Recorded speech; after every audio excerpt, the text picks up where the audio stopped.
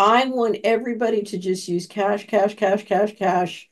Yeah. Just use cash. And because the the danger is an all digital system. And the more we make sure we have a balance of analog Yeah. and digital, the more we back it up. So use cash, absolutely.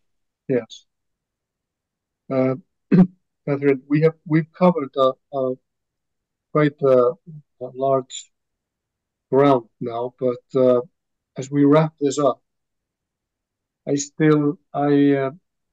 sort of, again, I would like to end this on a hopeful note, shall we? On a hopeful. So here's the hopeful note. Iceland has many qualities that really, one, you have a great field. So if you look at your history and the culture and tradition you have to draw on, Yes. the ancestors are not powerless. They can help, especially if you invite them to help.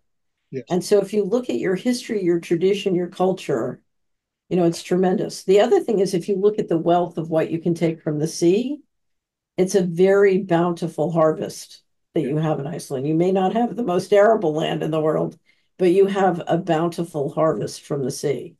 Yeah. And then you have an island that's not, America's an island, but it's so big that nobody, when you live on in a place like Iceland, you can see what goes around comes around. So there's real feedback loop and there's an incentive to be productive, I think. Yes. You also lived through the financial crisis and you know what corrupt leadership can do. And I think you tried to push back from that. Yeah. You also have a very hardworking, educated population from everything I know. Yeah. So those are all things that are something to work with. Now, you also have a lot of geothermal energy, correct? Yes. Okay, now your job is to protect that from the globalists who I'm sure want to capture it and use it for their data centers.